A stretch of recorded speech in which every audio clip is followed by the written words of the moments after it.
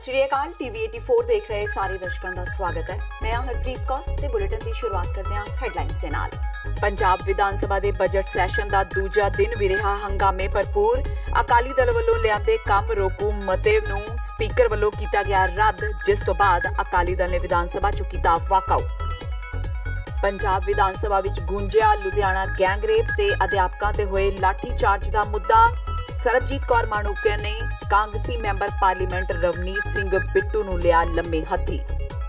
बहुचर्चित नशा तस्करी रैकेट मामले विच जगदीश पोला नूं होई 24 साल कैद की सजा। अदालत ने पोला नूं 7 मामलों विचों 4 चों कीता बरी ते 3 विच कीता दोषी करार। सूबे की बिगड़ती जा रही कानून व्यवस्था ते औरतां खिलाफ वध रहे अपराध के मुद्दे ते आम आदमी पार्टी के वफद ने डीजीपी नाल कीती मुलाकात। सूबे विच अपराध लई बदनाम थावां दी कोक करके पुलिस की गश्त वधाउण दी कीती मंग। ते निरंकारी नाम चर्चा करते हुए ग्रेनेड हमले नूं केंद्र सरकार ने जोड़िया खालिस्तानियां नाल, कहा इस पिछे खालिस्तान लिबरेशन फोर्स ते कौमांतरी सिख यूथ फेडरेशन का हाथ। ते हुण इन्हां खबरां दा विस्तार। पंजाब विधान सभा के बजट सैशन का अज दूजा दिन भी हंगामे भरपूर रहा। अज भी सैशन शुरू होंदियां ही अकाली दल ने विधान सभा तो वॉकआउट कर दिता। अकाली दल अज कम रोकू मता लियाना चाहता सी, पर स्पीकर ने अकाली दल के इस प्रस्ताव नूं ठुकरा दिता ते सदन की कार्रवाई अगे वधा दी। इस तो बाद अकाली दल के विधायक वैल पहुंचे ते पंजाब विच धरना प्रदर्शन कर रहे अध्यापकों ते हो रहे अत्याचार नूं रोकण दे नारे लगाउण लग पए।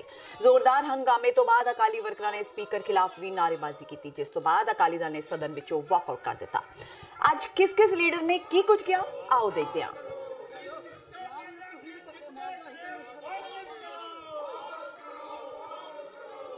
कि श्रोमणी अकाली दल बीजेपी दे सारे लेजिस्लेचर्स ने जो अध्यापकों नाल जेड़ी आप दी जायज मंगा लैके एक लोकतंत्र च संवैधानिक तरीके नाल शांतमई आप दी मंगा मनाउण जेड़ा प्रोटेस्ट कर रहे सी, धरना कर रहे सी, उन्हां नूं अनप्रवोक्ड तरीके नाल बगैर किसी कारणा दे उन्हां दे नाल उन्हां ते लाठी चार्ज करना, उन्हां ते पानी मारना, उत्तों जेड़ी साडियां धीआं भैणां टीचर साहिबाना सन उन्हां नूं पुलिस मुलाजम जेड़े मेल मुलाजम है उन्हां वालों मैन हैंडल करना, उहदे खिलाफ अज असी उन्हां दी आवाज़ लैके विधान सभा च आए सी।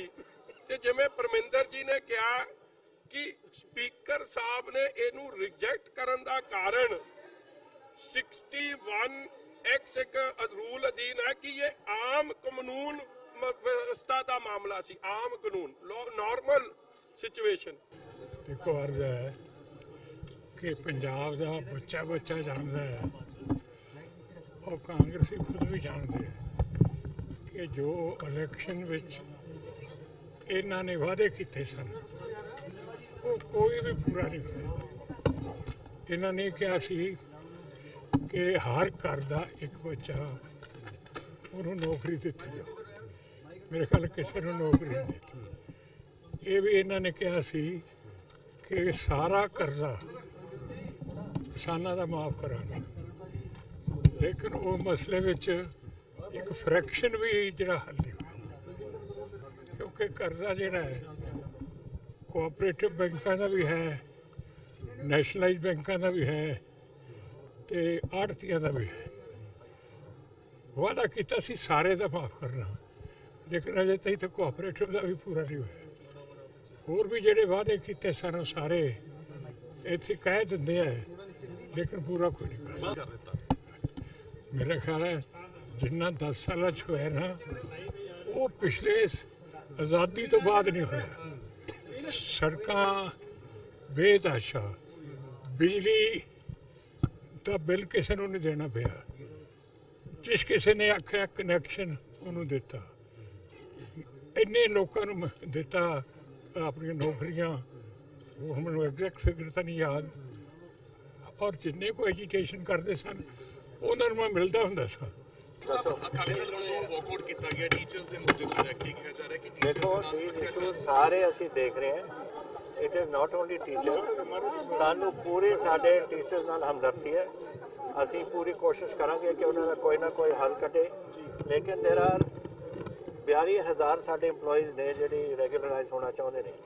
ਸੋ ਅਸੀਂ ਸਾਰਿਆਂ ਨੂੰ we are try to find a solution ਜਿਹਦੇ ਨਾਲ ਸਾਡੇ ਰਿਸੋਰਸਿਸ ਦੇ ਵਿੱਚ ਰਹਿੰਦੇ ਹੋਏ ਅਸੀਂ ਉਹਨਾਂ ਦਾ ਕੋਈ ਹੱਲ ਕਰ ਸਕੀਏ। ਇਹ ਇਲਜ਼ਾਮ ਲੱਗਦਾ ਹੈ ਕਿ ਜਿਹੜੀ ਮੀਟਿੰਗ ਹੁੰਦੀ ਹੈ ਉਹ ਫਿਕਸ ਕਰ ਦਿੱਤੀ ਜਾਂਦੀ ਹੈ ਪਰ ਮੁਲਾਕਾਤ ਨਹੀਂ ਹੋ ਪਾਉਂਦੀ। ਇਹ ਗਲਤ ਬਾਤ ਹੈ। ਜੋ ਟੀਚਰ ਨੇ ਕਿਹਾ ਕਿ 10 ਵਾਰ ਚੀਫ ਮਿਨਿਸਟਰ ਮੈਨੂੰ ਮਿਲਿਆ ਨਹੀਂ, ਇੱਕ ਵਾਰ ਸਿਰਫ ਇੱਕ ਅਪਾਇੰਟਮੈਂਟ ਹੋਈ ਸੀ ਐਂਡ ਉਹ ਦਿਨ ਮੈਂ ਤੁਹਾਨੂੰ ਪਤਾ ਮੈਂ ਹਸਪੀਟਲ ਚਲਾ ਗਿਆ ਸੀ। ਸੋ ਉਸ ਦਿਨ ਪੋਸਟਪੋਨ ਕੀਤੀ ਗਈ, ਅਦਰਵਾਈਜ਼ ਨੈਵਰ। ਸੀਐਮ ਸਾਹਿਬ ਵਿਰੋਧੀ ਜਿਹੜੇ ਹੈਗੇ ਨੇ ਉਹ ਲਾਅ ਐਂਡ ਆਰਡਰ ਨੂੰ ਲੈ ਕੇ ਵੀ ਬੜੇ ਸਵਾਲ ਚੱਕ ਰਹੇ ਨੇ ਜਿਸ ਤਰੀਕੇ ਨਾਲ। ਮੈਂ ਤਾਂ ਕਹਿ ਚੁੱਕਿਆ ਸਪੀਕਰ ਸਾਹਿਬ ਨੂੰ ਜਿਸ ਦਿਨ ਇਹਨਾਂ ਨੇ ਲਾਅ ਐਂਡ ਆਰਡਰ ਦੀ ਬਹਿਸ ਕਰਾਉਣੀ ਆ ਅਸੀਂ ਤਿਆਰ ਹਾਂ। We are ready for it. Ludhiana gangrape ਦਾ ਮੁੱਦਾ ਪੰਜਾਬ ਵਿਧਾਨ ਸਭਾ ਵਿੱਚ ਲੋਕ ਇਨਸਾਫ ਪਾਰਟੀ ਤੇ ਆਮ ਆਦਮੀ ਪਾਰਟੀ ਦੇ ਵਿਧਾਇਕਾਂ ਵੱਲੋਂ ਬੜੇ ਜ਼ੋਰਦਾਰ ਢੰਗ ਨਾਲ ਉਠਾਇਆ ਗਿਆ।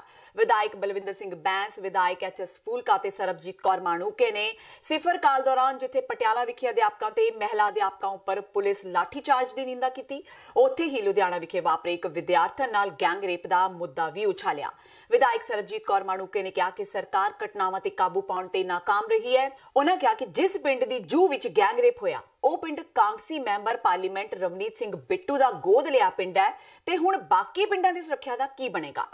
ਪ੍ਰਸਤਾਵ ਪੇਸ਼ ਕੀਤਾ ਸੀ ਕਿ ਮੁਲਾਜ਼ਮਾਂ ਦੇ ਉੱਤੇ ਲਾਠੀਚਾਰਜ ਜਿਹੜਾ ਹੋਇਆਗਾ 2 ਤਰੀਕ ਨੂੰ ਲਾਠੀਚਾਰਜ ਹੋਇਆ ਅਧਿਆਪਕਾਂ ਦੇ ਉੱਤੇ ਲਾਠੀਚਾਰਜ ਹੋਇਆਗਾ ਉਸ ਮੁੱਦੇ ਤੇ ਬਹਿਸ ਕਰਾਈ ਜਾਵੇ ਔਰ ਮੁਲਾਜ਼ਮਾਂ ਦੀਆਂ ਪੰਜਾਬ ਦੇ ਮੁਲਾਜ਼ਮ ਜਿੰਨੀਆਂ ਵੀ ਮੰਗਾਂ ਨੇ ਚਾਹੇ ਮੁਲਾਜ਼ਮਾਂ ਨੂੰ ਪੱਕੇ ਕਰਨ ਵਾਲੀ ਗੱਲ ਆ ਚਾਹੇ ਮੁਲਾਜ਼ਮਾਂ ਨੂੰ ਡੀਏ ਦੇਣ ਵਾਲੀ ਗੱਲ ਆ ਚਾਹੇ ਹੋਰ ਡਿਪਾਰਟਮੈਂਟਾਂ ਦੀ ਗੱਲ ਆ ਸਾਰੇ ਜਿਹੜੇ ਡਿਪਾਰਟਮੈਂਟ ਨੂੰ ਉਹਨਾਂ ਨੂੰ ਪੱਕੇ ਕਰਨ ਤੇ ਬਹਿਸ ਕਰਾਈ ਜਾਵੇ। ਪਰ ਲੇਕਿਨ ਸਪੀਕਰ ਸਾਹਿਬ ਨੇ ਸਾਡਾ ਪ੍ਰਸਤਾਵ ਨਾ ਮਨਜ਼ੂਰ ਕੀਤਾਗਾ।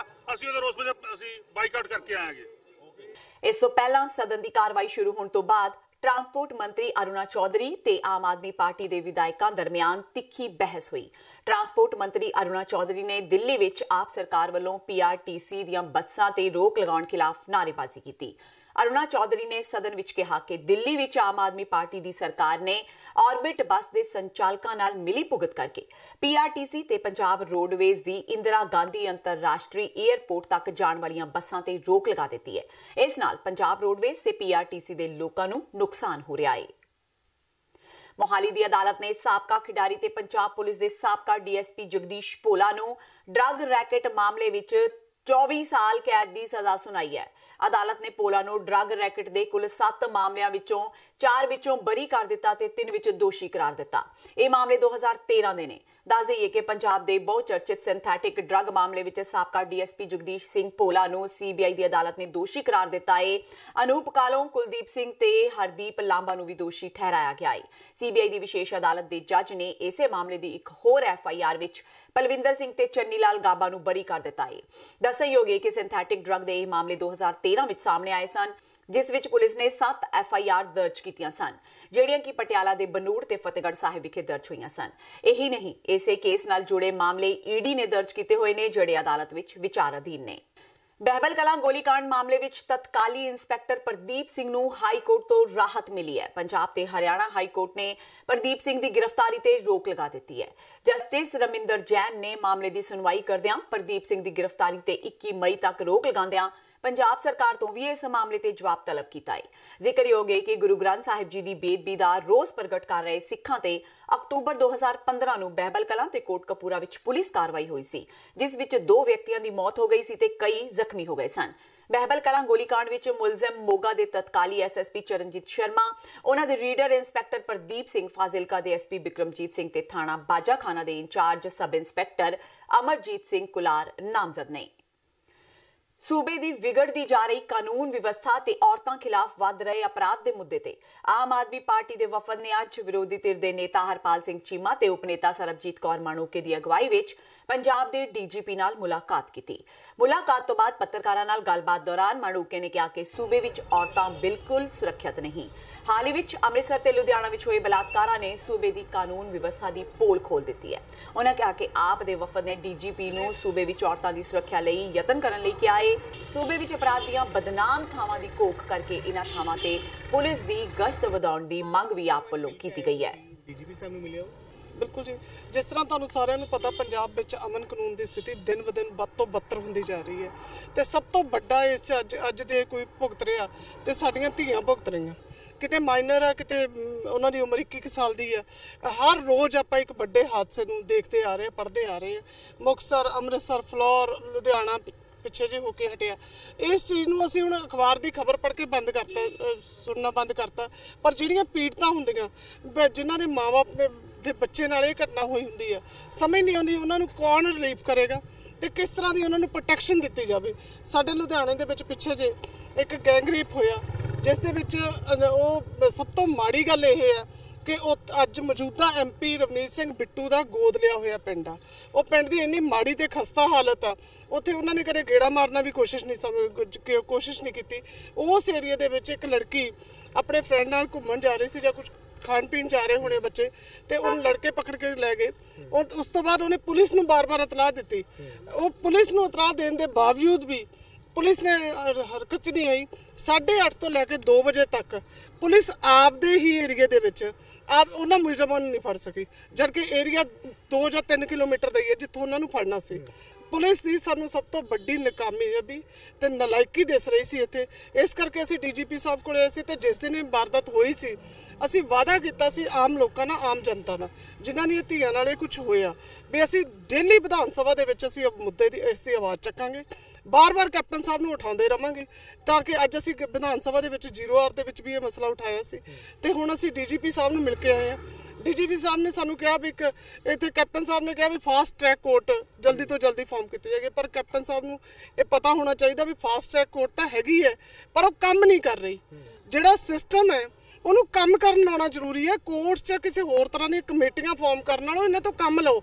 ਜੇ ਅਸੀਂ ਇਹਨਾਂ ਨੂੰ ਇਸ ਤਰ੍ਹਾਂ ਦਾ ਇਸ ਸਿਸਟਮ ਨੂੰ ਡਿਫੰਕਟ ਕਰਕੇ ਛੱਡਤਾ, ਫਿਰ ਤਾਂ ਇਹ ਅਤਿਆਚਾਰ ਡੇਲੀ ਦੇ ਹੁੰਦੇ ਰਹਿਣਗੇ।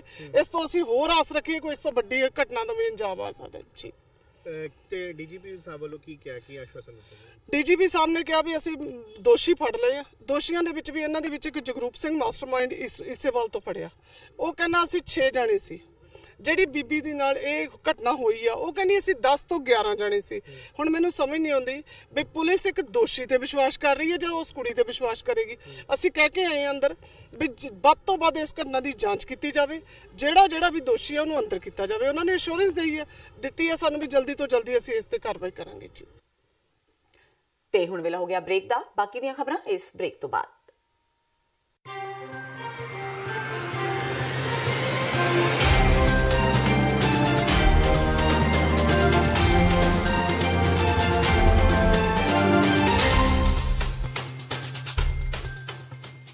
ਸੰਤ ਜਰਨੈਲ ਸਿੰਘ ਖਾਲਸਾ ਭਿੰਡਰਾਂਵਾਲਿਆਂ ਦਾ ਜਨਮ ਦਿਹਾੜਾ 17 ਫਰਵਰੀ 2019 ਦਿਨ ਐਤਵਾਰ ਨੂੰ Gurdwara Sikh cultural society Richmond Hill New York ਵਿਖੇ ਬੜੀ ਸ਼ਰਧਾ ਨਾਲ ਮਨਾਇਆ ਜਾ ਰਿਹਾ ਹੈ।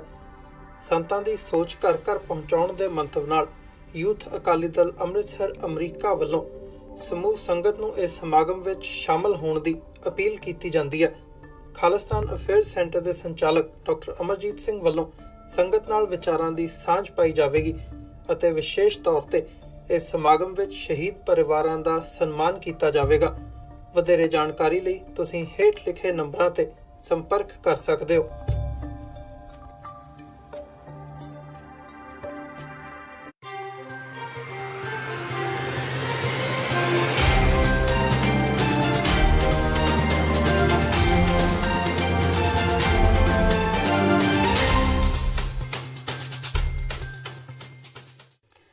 ਬ੍ਰੇਕ ਤੋਂ ਬਾਅਦ TV 84 ਦੇ ਖਬਰਾਂ ਦੇ ਬੁਲੇਟਿਨ ਵਿੱਚ ਸਵਾਗਤ ਹੈ। ਵਧਦੇ ਹਾਂ ਅਗਲੀ ਖਬਰ ਵੱਲ।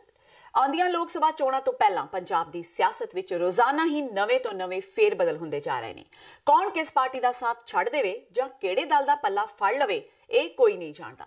ਪੰਜਾਬ ਦੇ ਸਭ ਤੋਂ ਪੁਰਾਣੀ ਸਿਆਸੀ ਪਾਰਟੀ ਸ਼੍ਰੋਮਣੀ ਅਕਾਲੀ ਦਲ ਤੋਂ ਵੱਖ ਹੋ ਕੇ ਆਪਣੀ ਨਵੀਂ ਪਾਰਟੀ ਬਣਾ ਕੇ ਨਵੇਕਲੀ ਪਛਾਣ ਬਣਾਉਣ ਵਿੱਚ ਡਟੇ ਰਣਜੀਤ ਸਿੰਘ ਬ੍ਰਹਮਪੁਰਾ ਨੂੰ ਅੱਜ ਇੱਕ ਹੋਰ ਹਮਾਇਤੀ ਦਾ ਸਾਥ ਮਿਲ ਗਿਆ। ਚੰਡੀਗੜ੍ਹ ਪ੍ਰੈਸ ਕਲੱਬ ਵਿਖੇ ਅੱਜ ਸਵੇਰੇ ਪ੍ਰੈਸ ਕਾਨਫਰੰਸ ਕਰਦਿਆਂ ਸ਼੍ਰੋਮਣੀ ਅਕਾਲੀ ਦਲ ਟਕਸਾਲੀ ਦੇ ਪ੍ਰਧਾਨ ਰਣਜੀਤ ਸਿੰਘ ਬ੍ਰਹਮਪੁਰਾ ਦੀ ਹਾਜ਼ਰੀ ਵਿੱਚ SGPC ਦੇ ਸਾਬਕਾ ਮੈਂਬਰ ਗੁਰਪ੍ਰਤਾਪ ਸਿੰਘ ਰਿਆੜ ਨੇ ਟਕਸਾਲੀਆਂ ਦਾ ਪੱਲਾ ਫੜ ਲਿਆ। ਇਸ ਮੌਕੇ ਬ੍ਰਹਮਪੁਰਾ ਨੇ ਸੰਬੋਧਨ ਕਰਦਿਆਂ SGPC ਦੇ ਸਾਬਕਾ ਮੈਂਬਰ ਗੁਰਪ੍ਰਤਾਪ ਸਿੰਘ ਰਿਆੜ ਵੱਲੋਂ ਸ਼੍ਰੋਮਣੀ ਅਕਾਲੀ ਦਲ ਟਕਸਾਲੀ ਵਿੱਚ ਸ਼ਾਮਲ ਹੋਣ ਲਈ ਉਹਨਾਂ ਦਾ ਧੰਨਵਾਦ ਪ੍ਰਗਟਾਉਂਦਿਆਂ ਕਿਹਾ ਕਿ ਉਹਨਾਂ ਦੀ ਸ਼ਮੂਲੀਅਤ ਨਾਲ ਪਾਰਟੀ ਨੂੰ ਹੋਰ ਤਾਕਤ ਮਿਲੇਗੀ।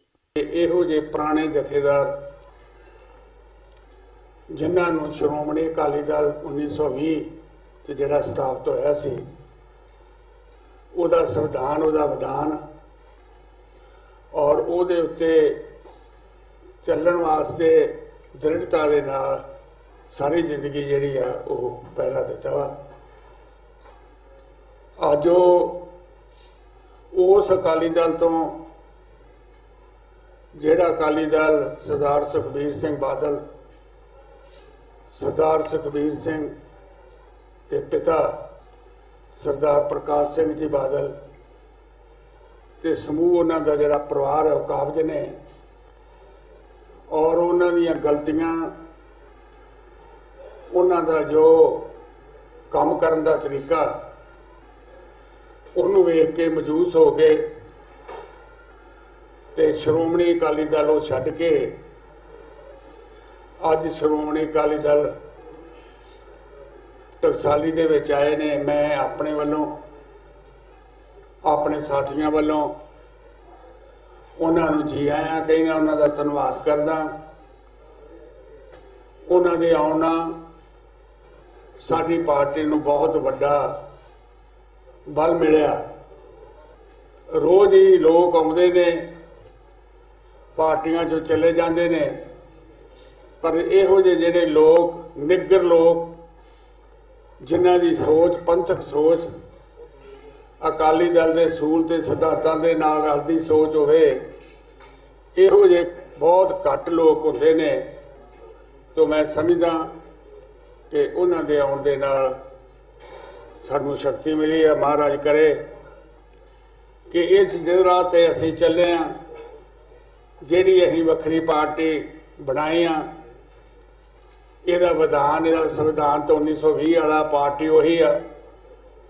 ਪਾਰਟੀ 'ਚ ਕੋਈ ਨੁਕਸ ਨਹੀਂ, ਕੇਵਲ ਇਸ ਪਾਰਟੀ ਤੇ ਜਿਨ੍ਹਾਂ ਲੋਕਾਂ ਨੇ ਕਬਜ਼ਾ ਕਰ ਲਿਆ, ਪਾਰਟੀ ਨੂੰ ਹਾਈਜੈਕ ਕਰ ਲਿਆ, ਟੱਬਰ ਦੀ ਪਾਰਟੀ ਬਣਾ ਲਈ ਆ, ਕੰਪਨੀ ਬਣਾ ਲਈ ਆ, ਔਰ ਜੋ ਪਿਛਲੇ ਸਮੇਂ ਦੇ ਵਿੱਚ ਸਾਰੇ ਪੰਜਾਬ ਦੇ ਵਿੱਚ ਲੋਕਾਂ ਦੇ ਵਿੱਚ ਹਾਹਾਕਾਰ ਮੱਚੀ ਆ, ਲੁੱਟ ਲਿਆ, ਮਾਰ ਲਿਆ, ਰੇਤਾ, ਬਜਰੀ, ਟਰਾਂਸਪੋਰਟ, ਕਰਪਸ਼ਨ, ਇਹੋ ਜਿਹੀਆਂ ਗੱਲਾਂ ਦੇ ਨਾਲ ਜੋ ਪਾਰਟੀ ਦਾ ਗ੍ਰਾਫ ਡਿੱਗਿਆ, ਜੋ ਪਾਰਟੀ ਦੀ ਬਦਨਾਮੀ ਹੋਈ ਆ, ਜੋ ਪਾਰਟੀ ਦੀ ਹੇਠੀ ਹੋਈ ਆ, ਉਹ ਤੁਹਾਡੇ ਸਾਹਮਣੇ।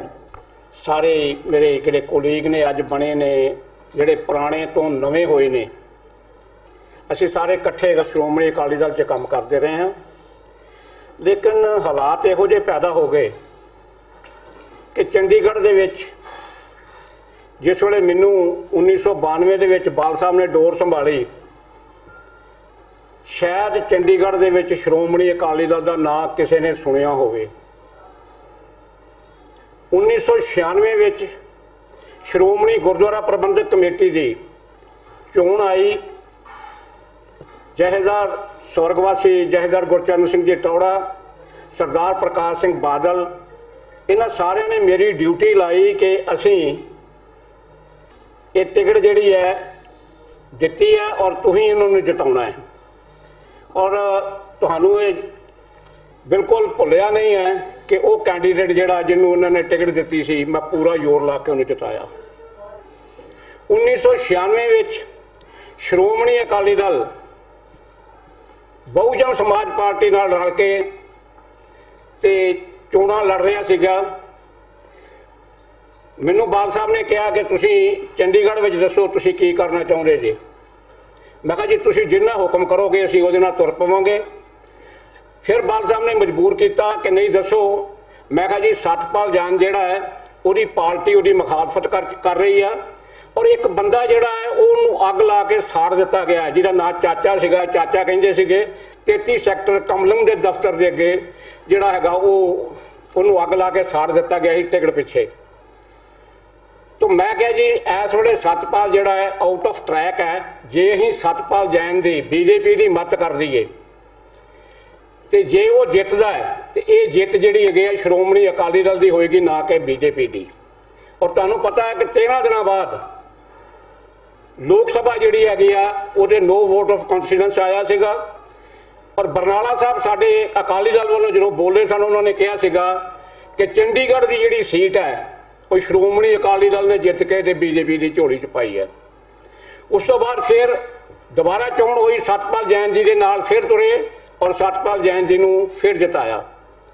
ਉਸ ਤੋਂ ਬਾਅਦ ਦੂਜੀ ਚੋਣ ਆਈ SGPC ਦੀ, ਇਹਨਾਂ ਨੇ ਮੈਨੂੰ ਟਿਕਟ ਦੇਣ ਤੋਂ ਇਨਕਾਰ ਕਰ ਦਿੱਤਾ ਔਰ ਪਹਿਲੇ ਹੀ ਕੈਂਡੀਡੇਟ ਨੂੰ ਟਿਕਟ ਦਿੱਤੀ। ਮੈਂ ਬਾਲ ਸਾਹਿਬ ਨੂੰ ਕਿਹਾ ਕਿ ਬਾਲ ਸਾਹਿਬ ਇਹ ਜਾਸਤੀ ਹੈ, ਕੰਮ ਸਾਰਾ ਮੈਂ ਕਰਦਾ ਹਾਂ ਔਰ ਜਿਸ ਵੇਲੇ ਕੋਈ ਦੇਣ ਲੈਣ ਦਾ ਕੰਮ ਆਉਂਦਾ ਹੈ ਉਦੋਂ ਤੁਸੀਂ ਆਪਣਾ ਜਿਹੜਾ ਵਰਤੀਰਾ ਉਹ ਹੋਰ ਤਰ੍ਹਾਂ ਦਾ ਕਰ ਲੈਂਦੇ ਜੇ। ਲੇਕਿਨ ਮੈਨੂੰ ਟਿਕਟ ਫੇਰ ਵੀ ਨਹੀਂ ਦਿੱਤੀ ਗਈ। ਮੈਂ ਇੰਡੀਪੈਂਡੈਂਟ ਲੜਿਆ। ਸਾਰੇ ਮੇਰੇ ਭਰਾ ਜਿਹੜੇ ਤੁਸੀਂ ਪ੍ਰੈਸ ਵਾਲੇ ਜੇ ਮੇਰੀ ਮਦਦ ਕੀਤੀ, ਸਾਰੇ ਸਿੱਖਾਂ ਨੇ ਮੈਨੂੰ ਸਿਰ ਤੇ ਚੁੱਕਿਆ ਔਰ ਮੈਨੂੰ ਇੰਡੀਪੈਂਡੈਂਟ ਹੁੰਦਿਆਂ ਹੋਇਆਂ ਇਹ ਜਿੱਤ ਪ੍ਰਾਪਤ ਹੋਈ। ਉਸ ਤੋਂ ਬਾਅਦ ਮੈਂ ਪਾਰਟੀ ਜਿਹੜੀ ਹੈਗੀ ਹੈ ਉਸ ਨੂੰ ਅਲਵਿਦਾ ਕਹਿ ਦਿੱਤੀ ਔਰ ਬਾਦਲ ਪਰਿਵਾਰ ਦੀ ਡਟ ਕੇ ਮੁਖਾਲਫਤ ਕਰਨੀ ਸ਼ੁਰੂ ਕਰ ਦਿੱਤੀ। ਇਹਨਾਂ ਨੇ ਮੁੜ ਕੇ ਮੇਰੇ ਤੇ ਇੱਕ ਮੱਕੜ ਜਾਲ ਪਾ ਕੇ ਤੇ ਮੈਨੂੰ ਦੁਬਾਰਾ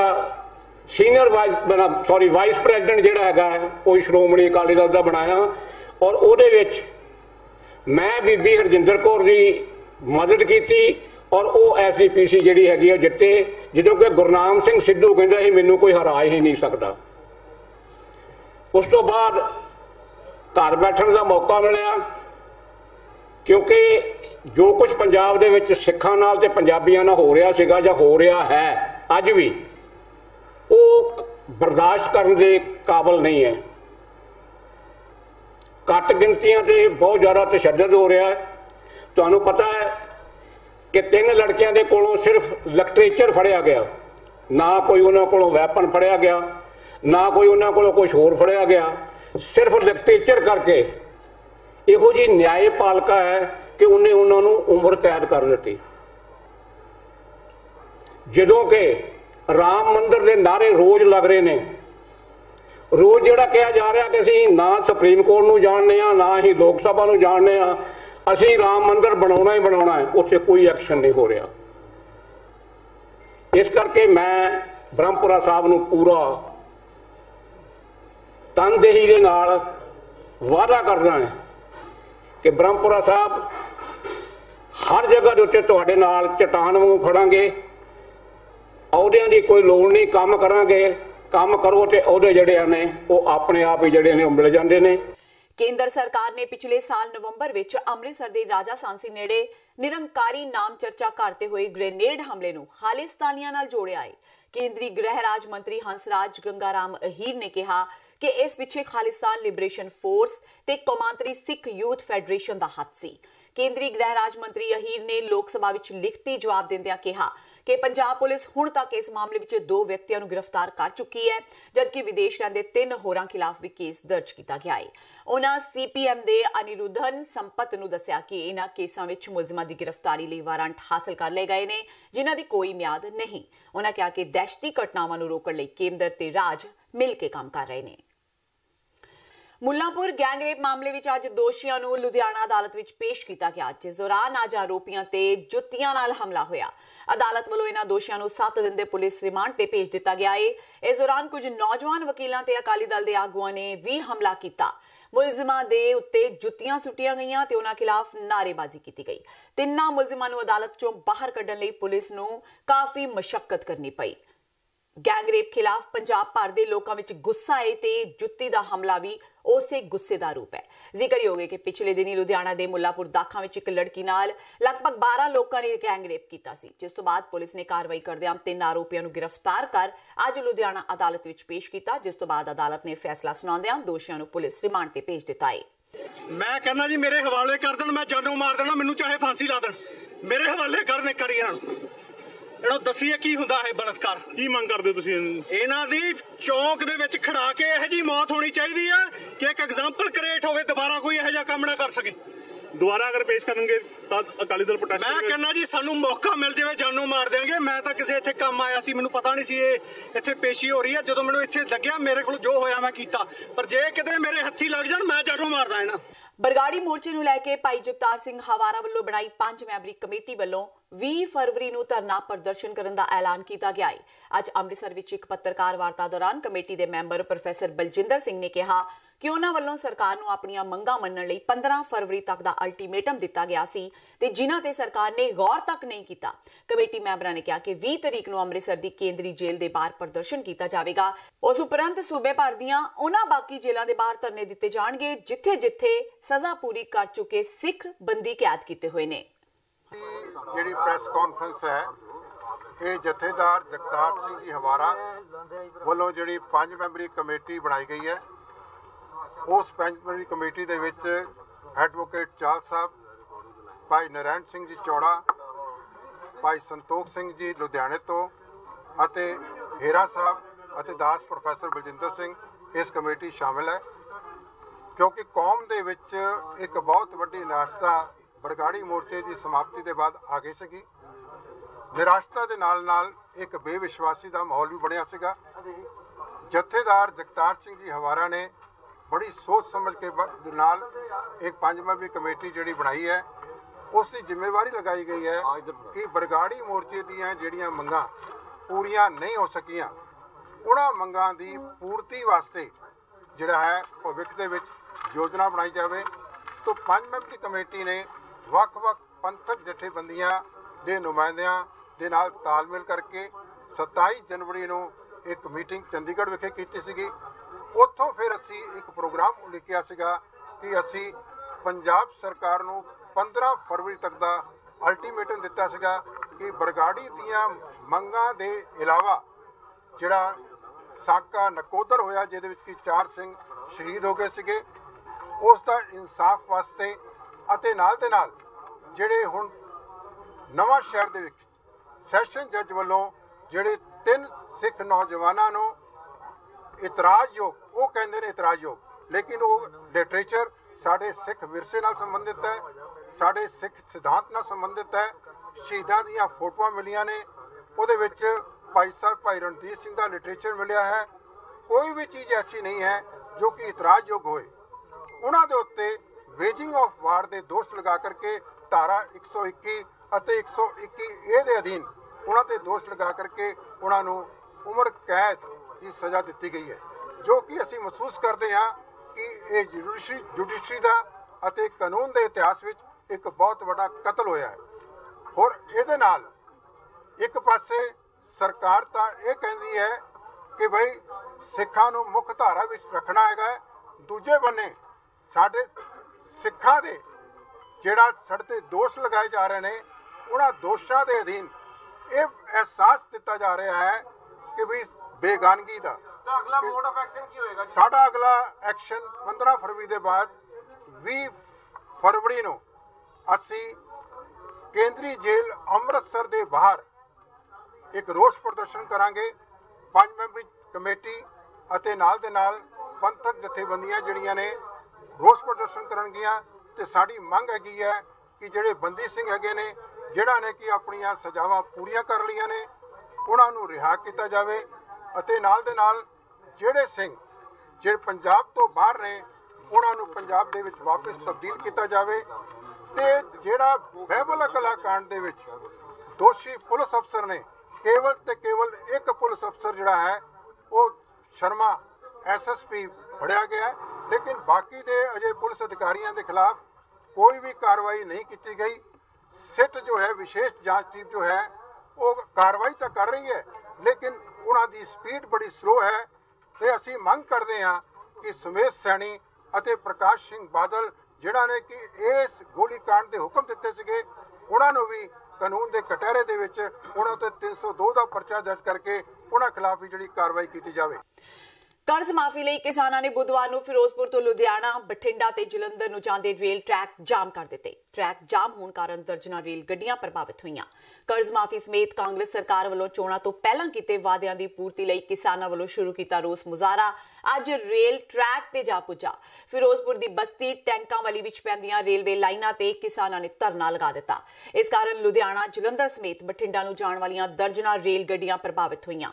ਰੋਹ ਵਿੱਚ ਆਏ ਕਿਸਾਨਾਂ ਨੇ ਕੈਪਟਨ ਸਰਕਾਰ ਨੂੰ ਕੋਸਦਿਆਂ ਆਪਣੀਆਂ ਮੰਗਾਂ ਦੀ ਪੂਰਤੀ ਤੱਕ ਅਜਿਹੇ ਧਰਨੇ ਜਾਰੀ ਰੱਖਣ ਦਾ ਐਲਾਨ ਕੀਤਾ।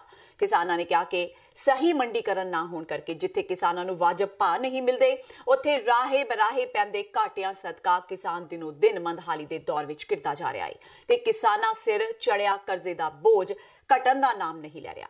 ਕਿਸਾਨਾਂ ਵੱਲੋਂ ਰੋਕੀਆਂ ਰੇਲਾਂ ਸਦਕਾ ਰੇਲਾਂ ਦਾ ਸਫ਼ਰ ਕਰਨ ਵਾਲੇ ਮੁਸਾਫਰਾਂ ਨੂੰ ਵੀ ਕਾਫੀ ਮੁਸੀਬਤਾਂ ਦਾ ਸਾਹਮਣਾ ਕਰਨਾ ਪਿਆ। ਰੇਲ ਯਾਤਰੀਆਂ ਨੂੰ ਬਦਲਵੇਂ ਹੱਲ ਵਜੋਂ ਬੱਸ ਆਦਿ ਦੀ ਸਹੂਲਤ ਲੈਣ ਲਈ ਮਜਬੂਰ ਹੋਣਾ ਪਿਆ। ਉਧਰ ਕਿਸਾਨਾਂ ਨੇ ਕਿਹਾ ਕਿ ਉਹ ਆਪਣੀਆਂ ਮੰਗਾਂ ਦੀ ਪ੍ਰਾਪਤੀ ਲਈ ਅਜਿਹੇ ਧਰਨੇ ਮੁਜ਼ਾਹਰੇ ਕਰਦੇ ਰਹਿਣਗੇ ਤੇ ਸਰਕਾਰ ਤੋਂ ਆਪਣੇ ਹੱਕ ਹਾਸਲ ਕਰਕੇ ਹੀ ਸਾਹ ਲੈਣਗੇ। परसों का अं मोर्चा ला के बैठे हो 11 तरीक का, उदन ही अं ऐलान करता है भी जे इन्होंने साड़ी सुनवाई ना की 13 तरीक को अं मुख्य रेल मार्ग जाम करांगे। 3 दिन अं बैठे रहे हैं, कोई साड़ी सुनवाई नहीं हुई। इसलिए जे ट्रैक जाम होया इसका जिम्मेवार जिला प्रशासन है, पंजाब की सरकार है, उन्होंने सानू मजबूर किया ये ट्रैक जाम करने वास्ते। ये ट्रैक उन्ना चिर तक जाम रहूगा जिन्ना चिर तक साडे मसलों का हल नहीं निकलता। उन्होंने मसलों में डॉक्टर स्वामीनाथन कमेटी की रिपोर्ट लागू की जाए, किसानां मजदूरों का समुचा कर्जा खत्म किया जाए। जिहड़े खुदकुशी करके परिवार 10 लाख परिवार नूं एक उहदे घर दे जी नूं 5 अपना नौकरी तो उन्होंने सारा कर्जा खत्म किया जाए। जिहड़े खाली चैक लाए हुए इन्होंने प्रनोट लाए गैर कानूनी लाए बैंकों के आड़तियां ने, वो चैक उन्होंने वापस किए जाण ते जिहड़े गांह चैक आ कर्जे वास्ते वो लै ना जाण। जिहड़े परचे होए पे आ, जिहड़े किसानां दे वारंट निकले पे आ, कुरकियां आईयां पईयां, वो मनसूख कीतियां जाण। जदों कि चोण वादा ये सीगा, लिखती वादा सी मरिंदर सरकार दा, मुख मंत्री बोल रहा सी कि कर्जा कुरकी खत्म, फसल दी पूरी रकम। ते इस हुण तक दीआं खबरां जांदे जांदे एक बार फिर नज़र मारदे हां मुੱਖ खबरां ते। पंजाब विधान सभा के बजट सैशन का दूजा दिन भी रहा हंगामे भरपूर। अकाली दल वालों लिआंदे कम रोकू मते नूं स्पीकर वालों कीता गया रद्द, जिस तो बाद अकाली दल ने विधान सभा चों कीता वाकआउट। पंजाब विधान सभा विच गूंजिया लुधियाना गैंगरेप ते अध्यापकां ते होए लाठी चार्ज का मुद्दा। सरबजीत कौर माणूके ने कांग्रेसी मैंबर पार्लीमेंट रवनीत सिंह बिट्टू नूं लिया लम्मे हत्थी। बहुचर्चित नशा तस्करी रैकेट मामले विच जगदीश पोला नूं होई 24 साल कैद की सजा। अदालत ने पोला नूं 7 मामलों विचों 4 चों कीता बरी ते 3 विच कीता दोषी करार। सूबे दी विगड़दी जा रही कानून व्यवस्था ते औरतां खिलाफ वध रहे अपराध दे मुद्दे ते आम आदमी पार्टी दे वफद ने डीजीपी नाल कीती मुलाकात। सूबे विच अपराध लई बदनाम थावां दी कोख करके पुलिस दी गश्त वधाउण दी कीती मंग। ते निरंकारी नाम चर्चा करते हुए ग्रेनेड हमले नूं केंद्र सरकार ने जोड़िया खालिस्तानियां नाल, कहा इस पिछे खालिस्तान लिबरेशन फोर्स ते कौमांतरी सिख यूथ फेडरेशन दा हत्थ। इस दे नाल ही टीवी 84 दा खबरां दा बुलेटिन खत्म हुंदा है। मैनूं हरप्रीत कौर नूं दिओ इजाजत। सत श्री अकाल।